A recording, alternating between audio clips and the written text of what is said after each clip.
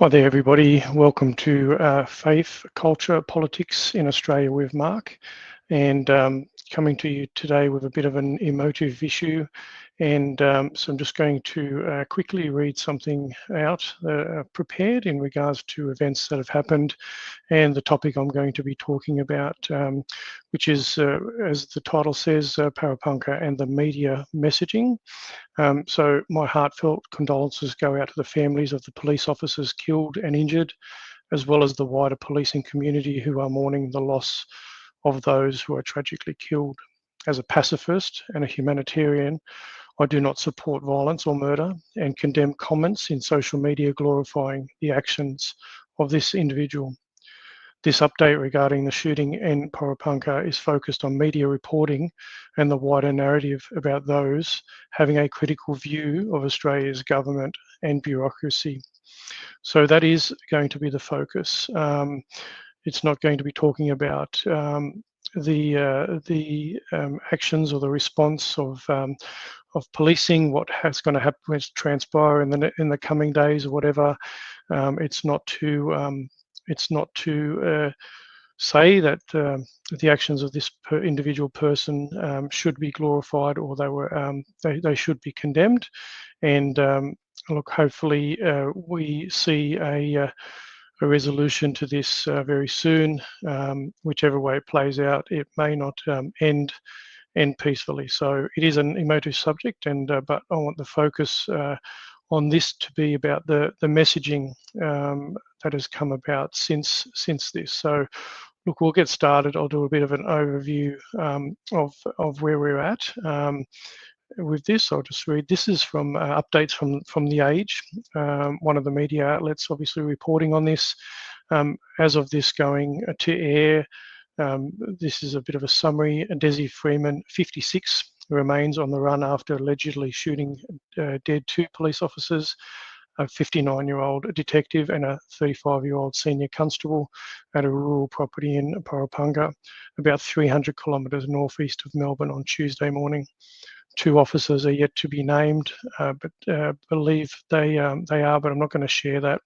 While a third officer is recovering in Melbourne's Alfred Hospital after undergoing surgery.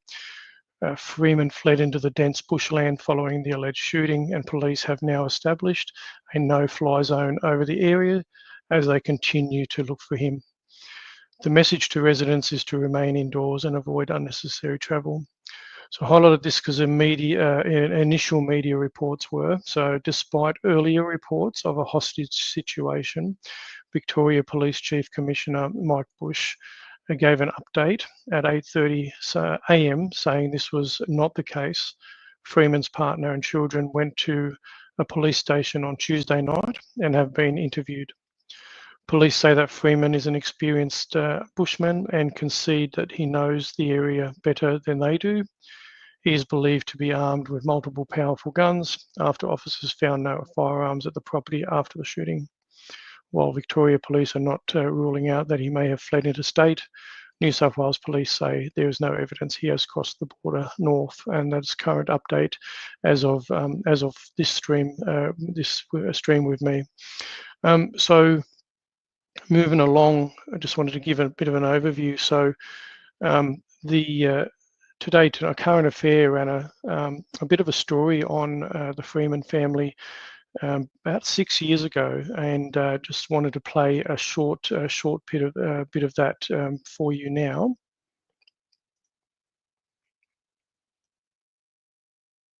She's renowned for her talent and kindness and peaceful nature. Yeah, well, Marley and her family are all very kind, very beautiful people, and it's amazing that anybody's treated like that. Marley teaches music to David Hogg's grandchildren. He's lived here all his life and says he's never seen anything like this. I felt angry, and I felt really sad that this has come to our town. It was a shock to see it. It's just appalling behaviour. And I don't think a community or anyone should put up with that. Mary Tomeno says locals call Marley the mother of Myrtleford. She's just a lovely soul, a lovely person. I mean, she was saying, what have we done to you? Which is a fair enough question. From the mother of Myrtleford to the father of filth. From a motorbike to a tractor, the indecency continues. Oh, and here. So that was just a little bit of a story that they run about 6 years ago in regards to bullying and so forth of them. And I do pray for Marley and their kids as well, because they're obviously caught up in this as so many other families. So my thoughts and prayers go out to every single person that's involved in this and has to try and deal with what's happened here as well. So. But moving on with the presentation, and obviously also since 2019, Desi Freeman got known through the COVID period, and obviously behaviours escalated since then. Was a bit more known. I'm just going to play this other quick clip from that little segment, which is shared by Aaron Lilydale, waltzing Aaron Lilydale on X. Just going to play that for you now as well. Several hundred people gathered in a park beside the courthouse to support the treason charge against the Premier. Before the case got underway, police tackled one protester to the ground. They're going to make some shit up on me, mate, because I stood up to them. Police marched Desi Freeman to the police station as crowds of supporters swarmed around him. Defend me, guys. We outnumber these scum. We have a right of self-defence against these terrorist criminals. Why is he under arrest? Why? Everyone knows that these scumbags are butthurt because they're obsessed with power. We're just supporting people that are standing up for massive breaches of allegiance. So that was only 2 years after that current affair documentary, and obviously he's been known to police for quite some time, apparently. So got scouring a little bit of social media, a little bit come from Crystal Mitchell, who's obviously used to be part of Vic Pole, and so reading a couple of her comments there is that Vic Pole says thoughts and prayers. Meanwhile, Intel suggests critical incident response team request was denied when police said the guy was a nutter, and so less equipped members attended instead. And CRT members want to go. It's denied by bosses, and I bet you 100% a big part is that CIRT is short-staffed and needed for these damn protests in the city every weekend. Someone else posted on another thread that a level 2 search warrant was requested and denied. If that is true, the paper trail on that will be key in the upcoming request. So look, that was just a bit of commentary around why those police officers went out. Obviously, there's quite a few that went out, and not the critical incident response team. But looking at media, and this is again, I guess what I'm sort of focusing on here in this little story is this is obviously what's come out of The Age. Dangerous conspiracy theories translate into real-world violence. The Brisbane Times replicates that. Dangerous conspiracy theories translate into real-world violence. And alleged Porepunkah shooter Desi Freeman is a self-proclaimed sovereign citizen. What does he believe? Fueled by pandemic-era lockdowns and online disinformation. And look, this is why I'm a little bit focusing on this story, because again, I went through the pandemic like so many other people, and I, at the time, through my own research and discernment, felt it was best for me not to receive the injections at the time, and was terminated for that decision from my role as well.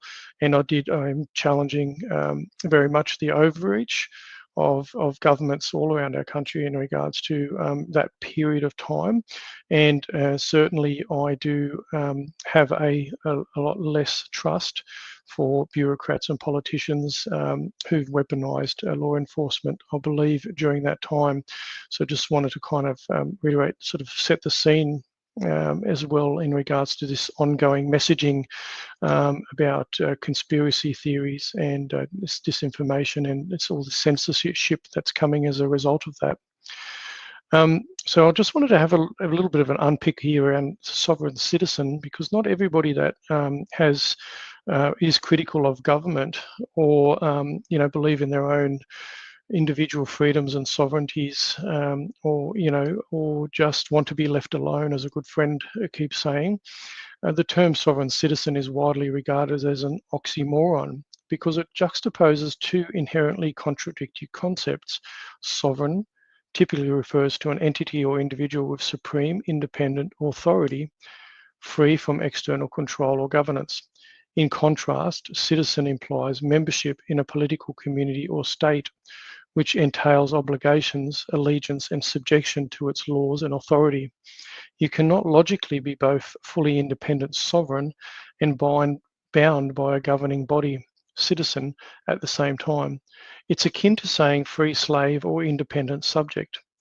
This view is echoed across legal, academic, and public discussions, with many in the sovereign citizen movement itself rejecting the label as defamatory or nonsensical. So many within the movement, and there's people, so many different groups and thinking around this, but ultimately our media throws everything into, so anybody that's critical of government or wants to be left alone or wants to be a free person, whatever, the media is automatically lumping everybody in the same boat, and this is what I'm pointing and hinting towards, and the focus is on the media in the media reporting and the narrative. But as you know, some of you that have been watching me over and my recent interview I had with Deborah Lee from Global Truth Network and reporting the story about Trevor's story, Trevor Hold in Queensland, about the fire ant issue, and the ABC News obviously done an article being critical of Southern Cross University for allowing funding for him, and in their reporting they've labelled Southern Cross University under fire for giving research funding to conspiracy theorist Trevor Hold.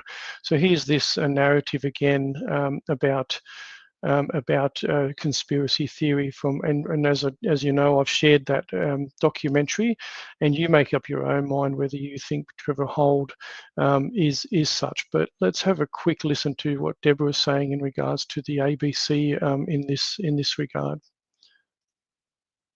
And then for ABC to turn around and say, oh, shame on Southern Cross University for working with a conspiracy theorist. I mean, to me, it's just appalling. It's absolutely appalling. And under fire for giving research. Well, how are they under fire? By whom? I've not heard anyone saying that they're doing the wrong thing. The first I've heard of them being under fire is this article. So as I said, I saw this article. It did make me very upset to see our taxes being used in this way. And I thought, right, I'm going to use my own money and go and get a film crew and go and film Trevor and give him a right of reply, give him an opportunity to tell his side of the story. Because when we have one-sided reporting like this, someone, I feel, has to give the other side. And in this case, I'm the one trying to do that for the people. So that documentary can be viewed on Global Truth Network, the full documentary about Trevor Hold. So this again talks about just the media, which they've done, and I've been very critical. Obviously, they've done this over the last five odd years through the COVID era, and they've just continually labelled, belittled, othered people who have had a contrary view to government or whatever's been happening. So I believe that we need to continue to call out that messaging.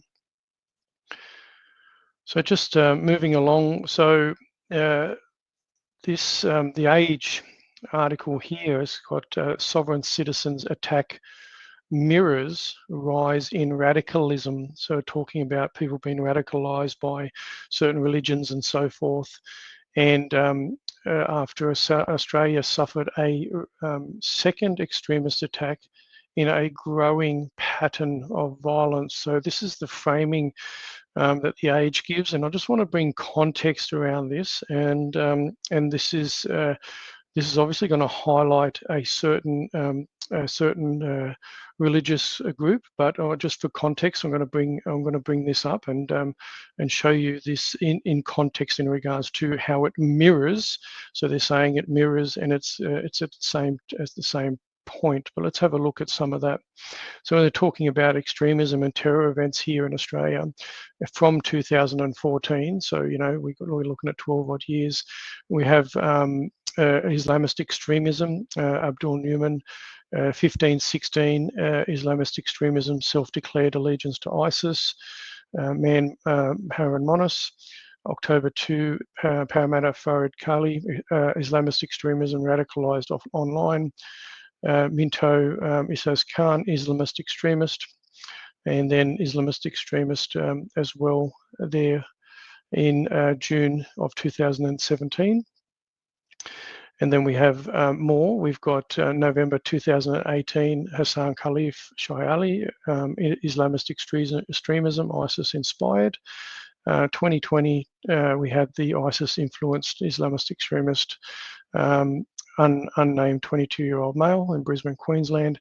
Then December 22, we had the trains, which a lot of people are saying is a similar sort of thing as what's happened here as well, in this case that we're talking about, Christian fundamentalist and so forth, and that whole sovereign right wing kind of thing. April 2024, we had the unnamed 16-year-old claiming Islamist extremism motivated by perceived insult to the Prophet, which resulted in the stabbing of a church, including the bishop at the time. And then more recently in 2024, 2 men charged, identities withheld, anti-Semitic extremism allegedly directed by Iran's IRGC. So look, there is quite a history, and so look, if two events, which is the Freeman event and the trains event, is mirroring radicalism. I personally believe, as tragic as it was and as horrible, and I'm not condoning, as I said, I do not absolutely condone the actions of what's happened here, and I absolutely believe it's a tragic thing that the police officers lost their lives.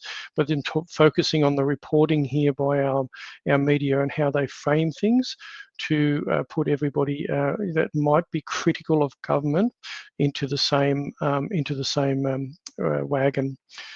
So we also know that the ABC Four Corners did a report on the uncovering the anti-government movement brewing across the nation. So this anti-government, so critical, I will reframe it as those that are critical of government, but they're labeling all of that into the sovereign citizen movement.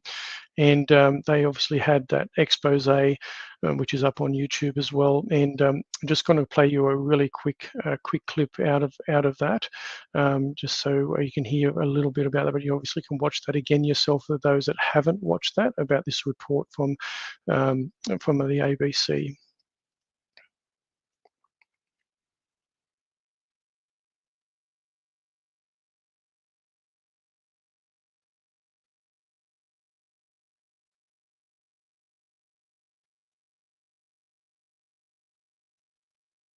COVID, one of our first major cases that we had was in a common law court with a full jury, and we heard the evidence as set out. There's no judges or magistrates in there. There's just an adjudicator and the witnesses. Yes, when they're found guilty, they are found guilty of a charge, and they could get a jail sentence or a fine. But once again, we can't impose that at this stage because the police won't recognise our court orders. The only tools we have is psychological. And you don't have jails. Sorry, and jails. Well, jails is another thing. I'm not going to, I don't think we can lock them up in our back garden somewhere. So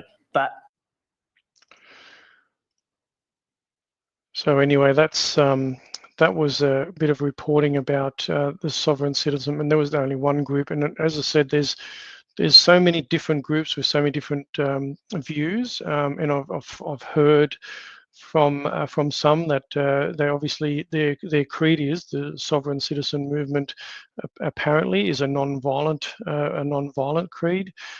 So it would be wouldn't be surprised if it comes out and condemn the actions of this if Mr. Freeman was even in effect actually classing himself as a sovereign citizen. So they've done a bit of a report on that. In the Guardian, we had a report how a police search warrant at rural Victorian property ended in a day of tragedy. But I wanted to highlight this a little bit at the bottom here, or through the article. They say that, like many others, Freeman appeared to become radicalised during the pandemic and railed against the restrictions imposed by governments, which were seen as reinforcing his conspiratorial belief.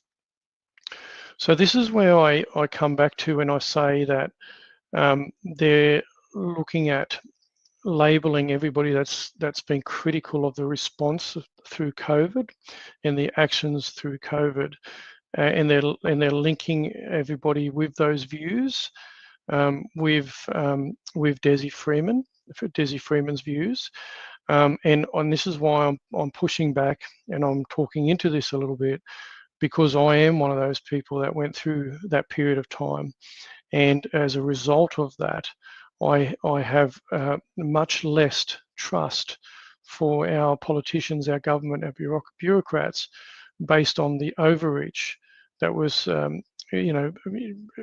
permitted, enacted on the citizens all around the country, including in our own state of South Australia. So, and a bit of context in regards to people in Victoria.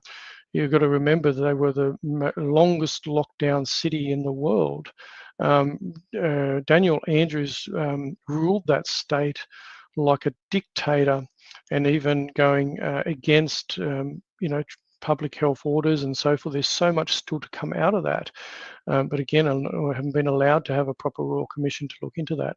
So the people in Victoria have suffered immensely through that period of time. And again, do not get me wrong here, I am not condoning the actions of this person based on what I'm just saying now. What I'm saying is that there's, in this country in general, there's still a lot of hurt and a lot of pain as a result of what was enacted during the COVID times.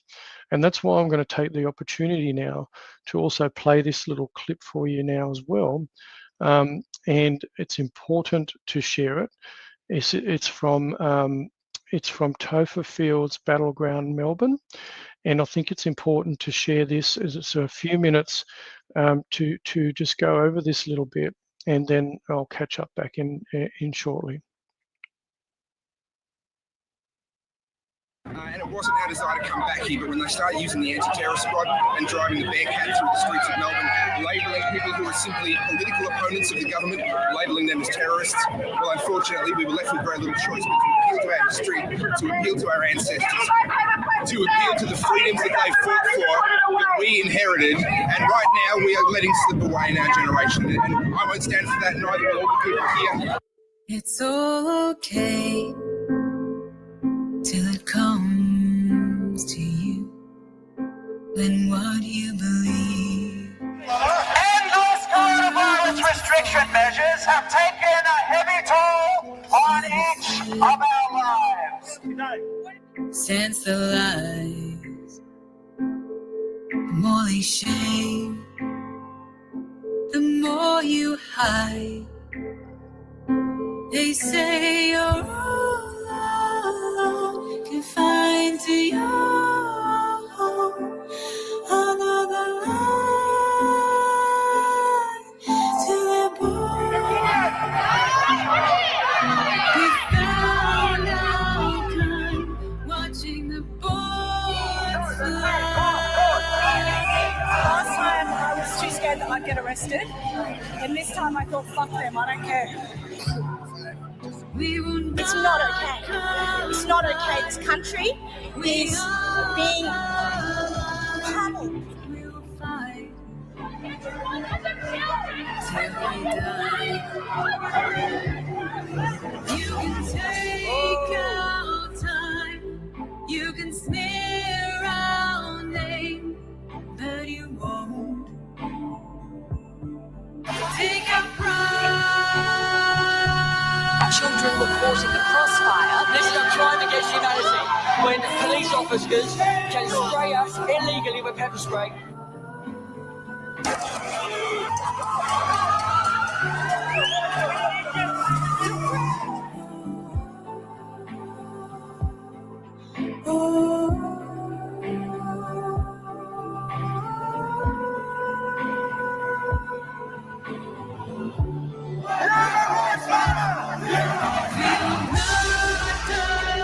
It has been an absolute embarrassment for the state, for the police, that once again, when they promised us thousands were not going to be able to march on these streets, well, they have.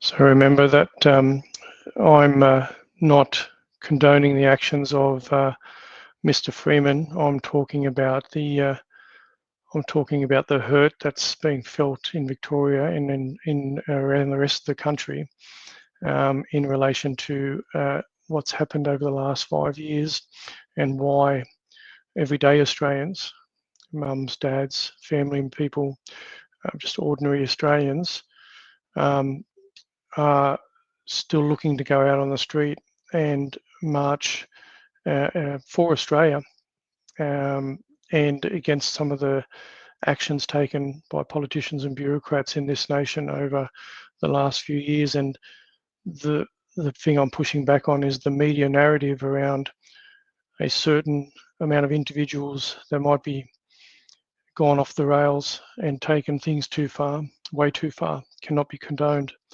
But then lumping everybody that's critical of government overreach in the same boat, I do take offence to that. And so moving on, having a look at some other things here, and just following on from there about Topher Field. So we obviously played Battleground Melbourne. If people haven't seen that, obviously definitely check that out. But I'll just have a look here at this post from Topher. I'm going to read out for you in its entirety. Problem, reaction, solution, or as Saul Alinsky put it, their reaction is our action. Be very aware of how the public reaction is being shaped by media and policymakers. I condemn absolutely the shooting of these police in Victoria, just as I've condemned violence from criminals, from protesters and from police themselves consistently for many years. When you resort to violence, you instantly lose. You lose any moral high ground. You lose public support, and you lose whatever future you may have had, as this shooter is likely to discover the hard way. With that said, we must beware the media and government reaction. They weigh they're already working overtime to shape the public reaction and to define the villain in the public mind in order to support their chosen solution. Their reaction is our action. The public reaction to this shooting will provide political momentum in the same way that the public reaction to the Port Arthur shooting did, and it's likely to be met with the same opportunistic solution as what John Howard had back then too, with further demonising of law-abiding people, as well as further militarising of the police. I hope this manhunt resolves without any further bloodshed, and I certainly hope that he does not seek to hurt more officers, and also that he doesn't seek to commit suicide by cop. You and I have no influence over any of that, but we can and we must seek to influence the ways in which this tragic shooting will be weaponised by our politicians. And before anyone gets upset at me for trying to politicise the shootings, that's already happened, and that's exactly what I'm cautioning against. And that on his post he had this picture of dangerous conspiracy theories translate into real world violence, which I showed above earlier. So the other thing I wanted to point out, what I thought many people thought this was going to come out of that, is exactly this kind of post here, and this is from an ex-post. We've got an active shooter on the run with hostages in Victoria right now. 2 cops dead and 1 injured by an armed sovereign citizen. The Vic government needs to shut down the March for Australia this Sunday the 31st, given the organisers and affiliates are of the same dangerous ilk. And this was my concern. This is what I talk about even with media and other commentators, is this whole associating, lumping everybody in the same boat as everybody else, and knew this was going to happen. And obviously, even now, our own government, as the SBS News reports, un-Australian. So the government criticises the March for Australia rallies amid community fears. So this has all come about, and again, it's very tragic what's happened, but you can see how the media and politicians have grabbed hold of these things, and they lump everybody, patriotic, people that haven't had criminal offences. I've had some speeding fines in my history as a younger lad, but no criminal record, a family man, and I am critical of government, and I'm critical of many things that's happened. And one of the reasons I'm marching is the ineptitude of government, and the inefficiencies of government, and the response of government without accountability, and yet labelled in with those people, radical people, that have done terrible things to take someone's life, but then they label everybody with the same brush. And this is what happens all the time, and we've got to be pushing back on it as much as possible. So now look, I did, and the reason why I say that is, so I've just recently reported on the Emergency Management Miscellaneous Amendment Bill here in South Australia, 2024, and did an article about that from it was a farmers briefing from the My Places group here in Adelaide, and the major concerns from lots of people about the additional powers that the South Australian government has given themselves. And if you think that this is all hogwash, I'm going to read this quickly for you. South Australians, your freedoms are under threat. On 19th of August, our Parliament passed the Emergency Management Amendment Act 2024 late at night and without public consultation. It gives unelected officials the power to enter your home without a warrant, seize property, force medical procedures, override any SA law, demand your private info, even if it incriminates you. These powers can be activated even when no emergency exists, just a state of alert. And they've made it exempt from freedom of information laws. you won't even know when or why it's used. So a request to mail your MPs about this. And if you think it's part of a wider conspiracy theorist, it's actually Graham Goodings on 5AA here in Adelaide has had Sarah Game on to talk about that. And the power grab by the Labor government occurred this week with the passage of the new Emergency Management Miscellaneous Bill, even though I was the only MP who voted against it. So it is a real thing, and these are powers that have been enacted.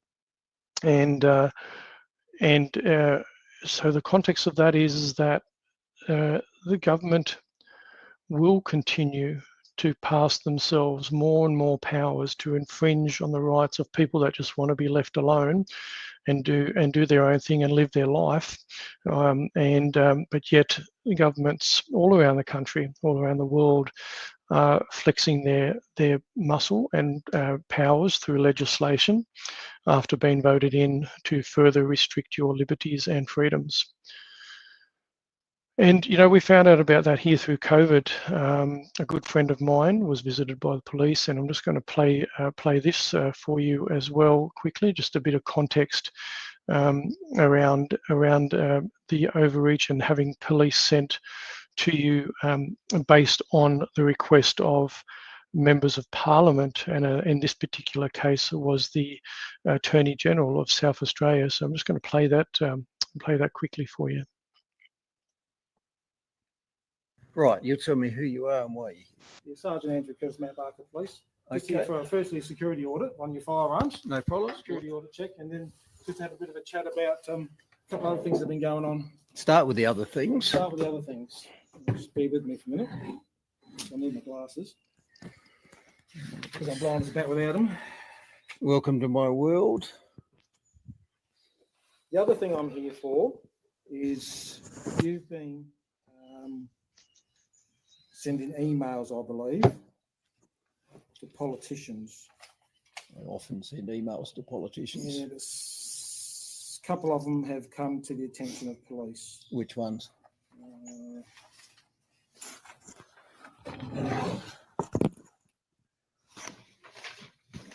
I don't have the emails with me, where you reference Nuremberg trials. Oh yes, I've done that.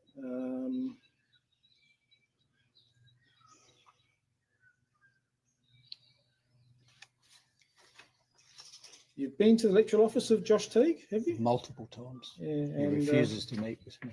Yeah. Most recently, it says he recently threatened to follow Teague wherever he goes and wave the South Australian flag upside down to display that the state is in distress until Teague meets with him or with you. Yeah. What's your point? I haven't got a point. What is happening? These emails, as I said, have come to the attention of police, and it's just drawing attention. I guess in the end, it's drawing attention to you, which you probably don't need, or don't want, or don't appreciate. I don't know. I don't know. And that's why I'm here. I don't know where you're going with. I'm not going anywhere with it. What this is, I guess, friendly advice more than anything, to maybe, I don't know, tone down your emails, for instance. Be careful what you write in your emails and how you refer to people, for instance. Is anything I've written in my emails a criminal offence? Not that I'm aware of, no. So what's the point of your visit? Well, the point of my visit is check your firearms.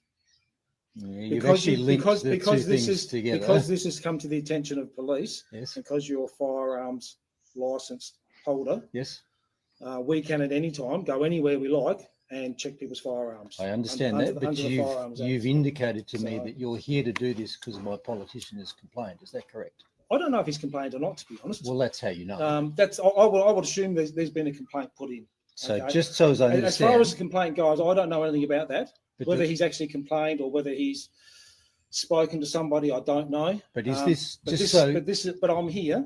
I'm here because these emails have come to the attention of police. And I guess they're a little bit worrying when you refer to perhaps Nuremberg trials and that sort of thing. Do you know what the Nuremberg trials were about? Yeah, about World War II. So why would that concern you? I don't know. So you don't know what they're about? No. Okay. Why would that? No, I don't know what the emails are about. No. Do you know what the Nuremberg trials were about? Yeah, World War II trials of Nazis. Yeah. No, it was the punishment meted out on doctors who committed unauthorised medical experiments on helpless people under coercion. Right. Yeah, that's what the Nuremberg trials were about. Right, Yes. So you didn't know that? No, I didn't know that, but no. Okay, so I believe what's going on now with respect to COVID enforcement consists of coercion, forcing vulnerable people to take part in medical experiments. And as a specialist doctor, I'm in a position to make that judgment. You smile because you're not, but I am. I'm not, no. Well, I am, I'm and that's not my an expert in that area. So, well, trust me, I am. Yeah, okay. Yeah. Anyway, so just so I understand the purpose of your visit, you're here to do a firearms check, Yep. which is not random. You're actually doing it in context with the fact that I'm in dispute with my local politician, because you've already admitted that to me. Mm. That's why. I guess if you want to come down to the nitty gritty, the bottom line is, like I said, those emails have come to the attention of police. Yep. And because you're a licensed firearms holder with a current firearms license and numerous, about 15 odd guns or something. Yep. Registered to you.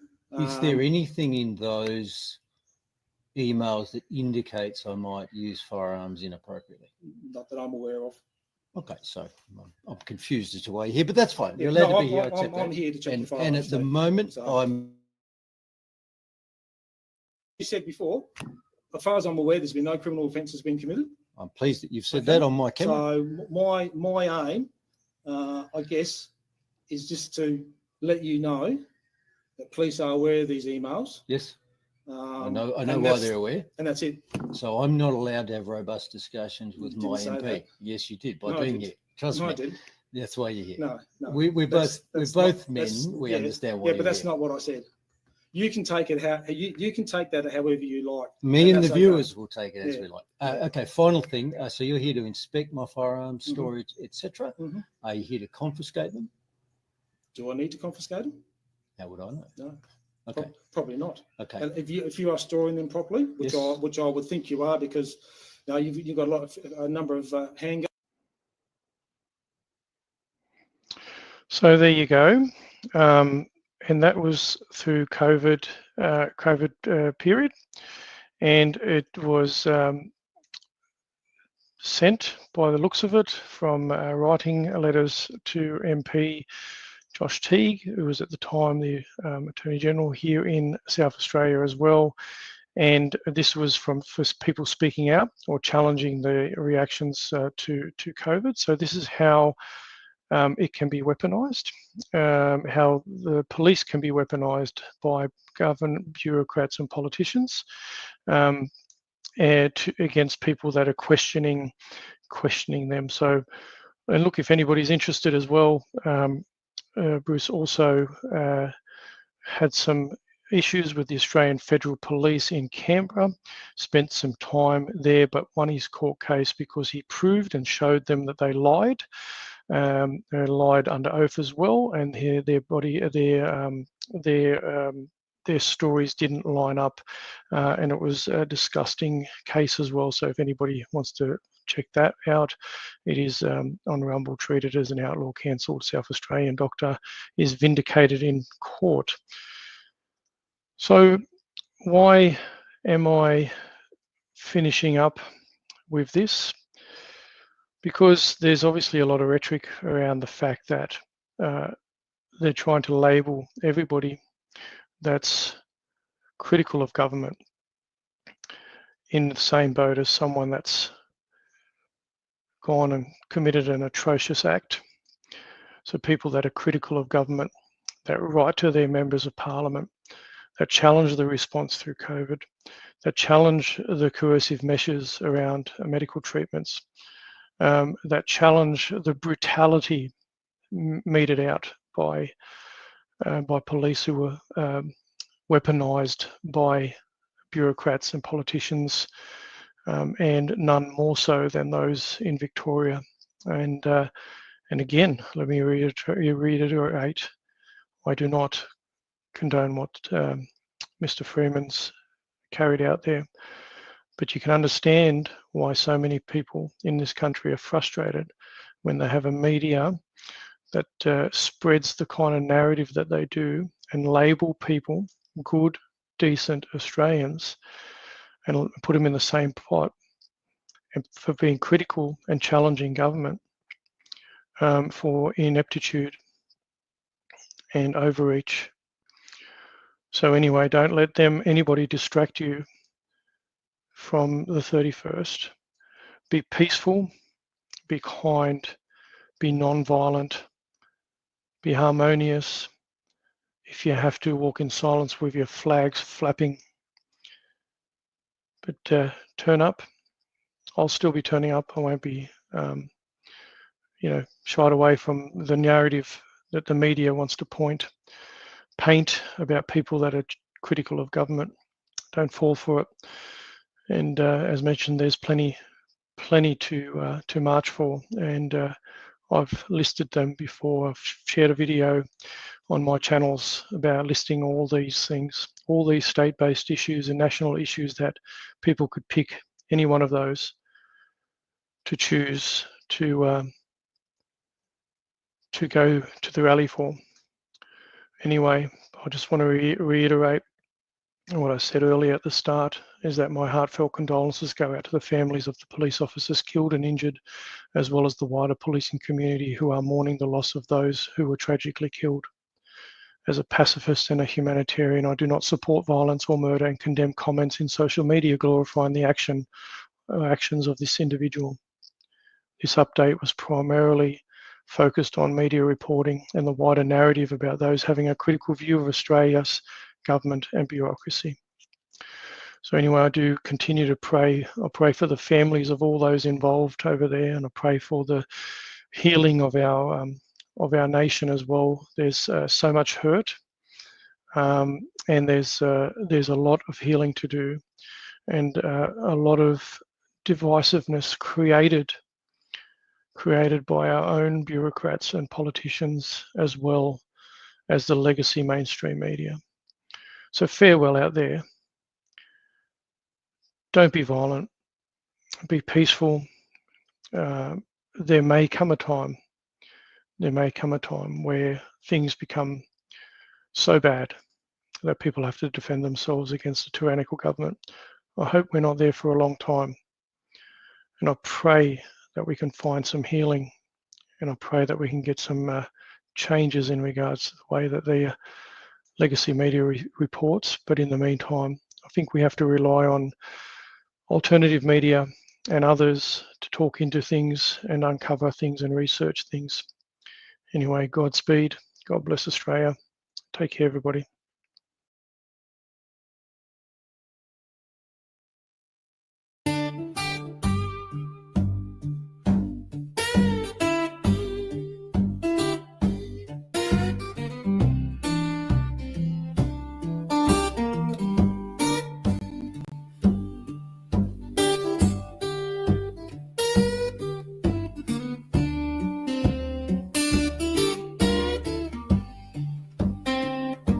A door stood open in the sky.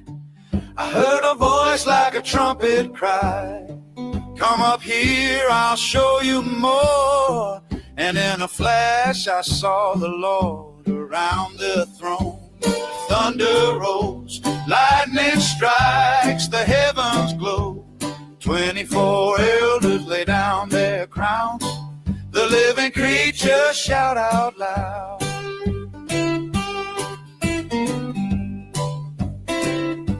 He sat on a throne, shining like stone, jasper and ruby glory alone. A rainbow wrapped around the seat, the sea of glass beneath his feet. Four creatures cry both day and night. Holy, holy Lord of might, was and is to come. Their song won't stop till all is done. Around the throne the thunder rolls, lightning strikes, the heavens glow. 24 elders lay down their crowns. The living creatures shout out loud.